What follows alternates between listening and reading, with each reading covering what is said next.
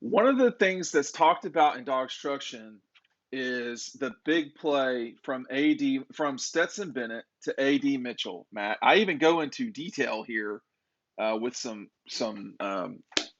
fancy graphics, but Love it. one thing that, and you can pick up the book down below. Make sure you're checking that out, DAWGSTRUCTION. One thing that we're going to talk about right now, though, is you're not convinced completely that that's the biggest drive of the year. Now, let's just go through this. We are talking about the fourth quarter of Georgia's national championship game against Alabama. Matt is in the press box. I'm on the field. And Stetson Bennett has turned the ball over deep into Georgia territory. Alabama has an 18-13 lead at this exact moment. And let me give you this drive. I believe this is the biggest drive of the season and perhaps of Kirby Smart's career. Listen to this. Georgia with 10 minutes and 14 seconds to go. Stetson complete to Jermaine Burton, 18 yards. Stetson incomplete to Burton, 15-yard penalty. So they're coming out slinging. Already they're at midfield. Stetson to Kenny, 10 yards. They're all of a sudden at the Alabama 32. Stetson gets sacked. Okay, for 8 yards going backwards. Stetson, and he was trying to throw on that ball too. Stetson, 2nd and 28 from the Alabama 40, throws a deep ball to A.D. Mitchell. Touchdown, Georgia goes up for the first time in the game. The 2-point conversion fails. They're up 19-18. Matt, people say I never let you talk. Now, here's the drive that Matt is talking about being the Yeah. biggest one of the drive. Alabama, 3 and out. So you could feel the momentum. Georgia, 7 minutes and 10 seconds to go. James Cook, 4 yards. Zamir, 7. Zamir, 5. Zamir, 7. Stetson, 1st and 10 at the Alabama 38. Incomplete to George Pickens. Another pass interference, 15 yards. That was on Kool-Aid McKinstry. Sorry about the name. Then Zamir for 7 yards. Timeout. James Cook for 2 yards. 3rd and 1 at the Alabama 15. You kick a field goal and you're up 4. Georgia, Stetson Bennett on a 3rd and 1 gets it to Brock Bowers, and there was just like nobody around him. Touchdown. And there was roughing the passer on that play. Georgia kicks it, and they're up 26-18. Now, make your argument. Have you decided which is bigger to you? Because I'm thinking about it. I don't know as much as I did. Well, I'm going to go with my original one, and it's really just because I remember that moment before the drive started, being up there. I've got all my notes. I'm in the press box, and I'm thinking, Georgia's up 1. They've got the ball. If they score a touchdown here, you're feeling really good about them closing this out. And I remember saying to myself, this is the biggest offensive drive I think I've ever seen from this team since, I grew up watching them as a kid to covering them. Now I said, this is the biggest drive, and we'll see how it turns out. And they end up scoring a touchdown.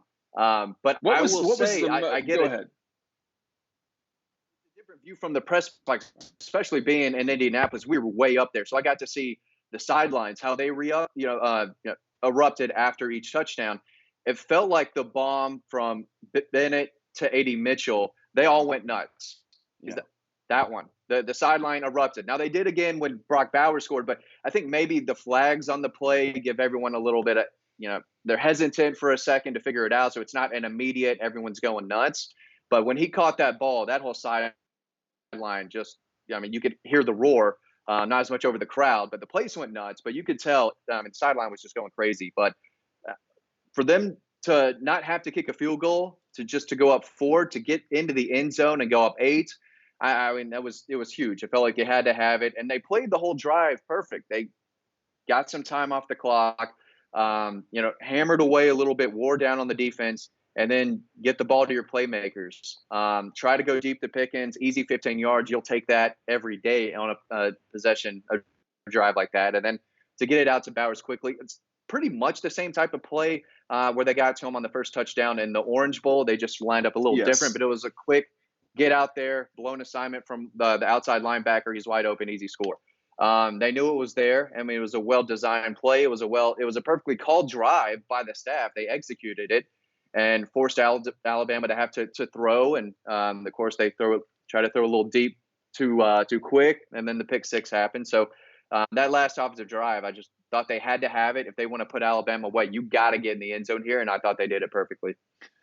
So the caveat to all of this is that in this time, Alabama couldn't move the ball. Between the two drives we're talking about, they had a 3-play drive for -2 yards, and only had, I mean, they only burned off a minute of time in that drive. But the so so they're Georgia's flying down the field, and of Yeah. course Alabama has an 18-13 lead. And, that's when it felt like the game was about to go off the rails because Stetson had fumbled the ball. Okay. Yeah.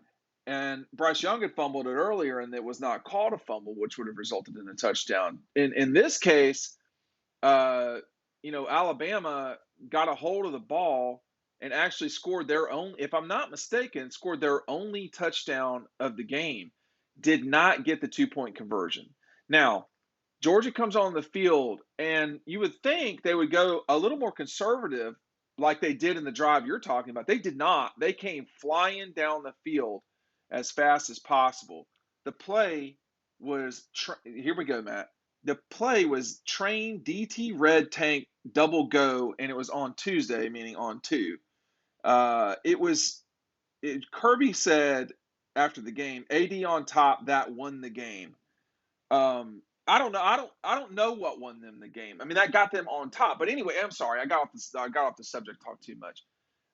Here they come, and I realize these guys are going down the field because within 2 plays they were at midfield, and then a play after that they were like 30 or whatever it was. So I'm running down to get into the end zone to get ready for this shot, and my camera jams on me, and that's the second frame, and then everything else was Oh, wow. garbage. Yeah. So what happened though is you could hear the primal yell from the Redcoats and everybody else because that's the end zone they scored, and they scored in the Georgia end zone. Um, it didn't put the game away. It gave them the Right. lead, I think, for the first time. Now I could be wrong about that. No, they had the lead 13-12 off the James Cook run. That last Yeah. 20 minutes of that game, Matt, was exacerbating. I mean, the first 40 minutes was really not great football from Bama or Georgia, but I think it was the AD drive that won Georgia the game. But I think the Brock Bowers put it away. And even though they were only up 8, I'm trying to think if they kicked. They must have kicked it. Yeah, they kicked it. They didn't. Kirby wasn't going to get too fancy and go for 2. Yeah. Kicked it and went for 8. And all I could think of at that moment was these guys might score a touchdown, but they're not scoring a touchdown and getting a 2-point conversion. I thought both were kind of off the table. And of Yeah. course, I think it was 3 or 4 plays later. It's more than 3 or 4. Here comes Keely Ringo, making himself run into history and getting on a cover of a book. But that's what I thought. The explosion of sound, Matt, was something that was hard to forget. Now the 2-point conversion came after the AD. They went for 2 after that. They It was went for the handoff to 2. Cook. Yeah. I don't remember that part And then he exactly. didn't get it. Yeah, it was. Well, they James, had James Cook did not get the touchdown. I mean, the 2-point. I'm pretty sure Stetson could have kept it and then underhand little shovel pass to Brock Bowers. So there was a lot going on that play. Instead, he kept it with Cook, who didn't get it. But if he would have pulled that in and gave it to Bowers, I think they would have gotten that 2-pointer. But man, I mean, like you were saying before we got on this, they really dominated that fourth quarter, and especially in the second half. After a sloppy first half where things were not looking great going into halftime, they really cleaned it up. The veterans stepped up, and so did the freshmen. I mean, Bowers and AD Mitchell, 2 true freshmen, making those 2 big plays to give them the lead. And like you said, almost ended going up 8, but you feel really good. The game's not over, but it was huge. I mean, Alabama didn't score again. So, Yeah. I mean, AD when. But if you kick the field goal there and you don't score on the Bowers drive, then everything changes because their offensive scheme changes. Yeah, I mean, being up 4 to just being up 8, I mean, was a completely different ballgame there. A little bit peanut butter and jelly. It's hard to have one without the other. Yeah. And Yeah. Right. and the Bowers. I mean, the very specific title of this is which drive won them the game, but they just hammered them with the run game in the drive you're talking about. I mean, James Yeah. for 4, Zamir 7, Zamir 5, Zamir 7, pass interference. They were killing them Pushing with the that. pile. Pushing the pile too. I mean, they were Zamir for 7. I'm not saying Alabama gave up. I'm not. I don't use that sort of language. But that was the time in which it was yeah, kind of over. It was over. I mean, they got yeah, first. They multiple 7-yard runs from Zamir. A 5-yard run it's not a gash, but a 7-yard kind of is. And when you're Zamir and you go for 26 yards in 4 plays, I mean yeah. I that's a mean, lot. how good does Kirby have to feel in that moment? This is how he wants to beat teams, punching It's them what they over and over and wearing them down. This is the program he built to win games and championships like this, running it down your throat when everyone knows you're trying to run it, and still get 5, 6, 7 in the most important drive of the season and of his career. And he said, "No, we're going to keep running. We're going to keep pounding. This is Georgia football, and this is how we're going to win." And it worked. It's what they did to Clemson Yeah. at the end of the game. That's why I thought they'd have scored a touchdown at the end of that if they didn't take a knee. It's what they did to Auburn. I mean, that got bad Yeah. at Auburn.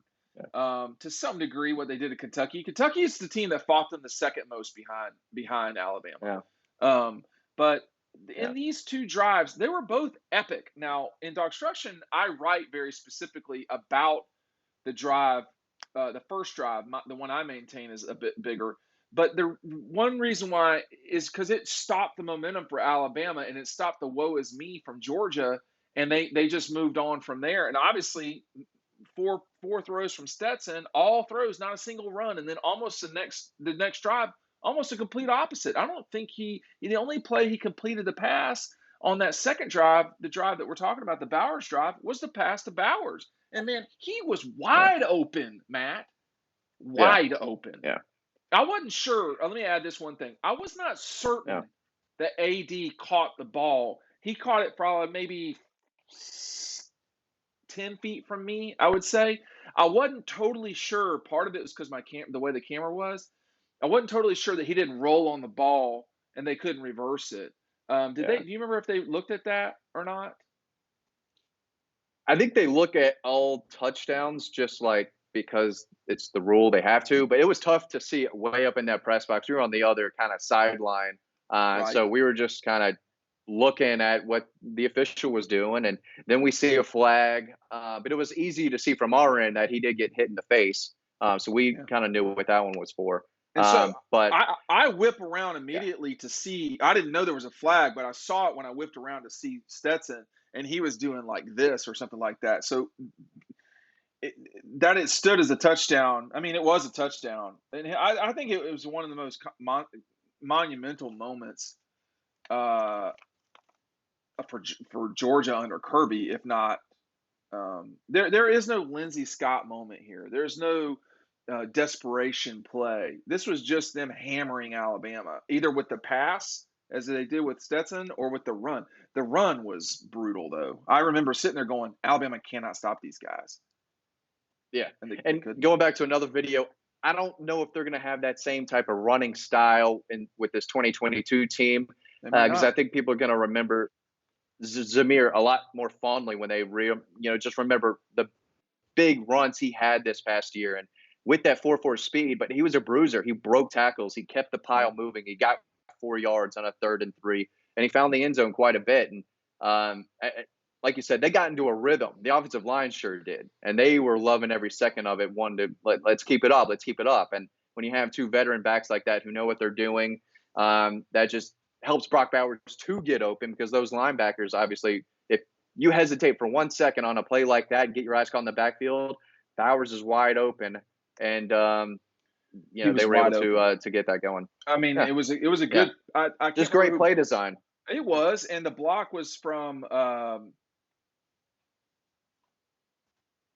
It wasn't AD, but I think it was a younger guy. It was it Ladd?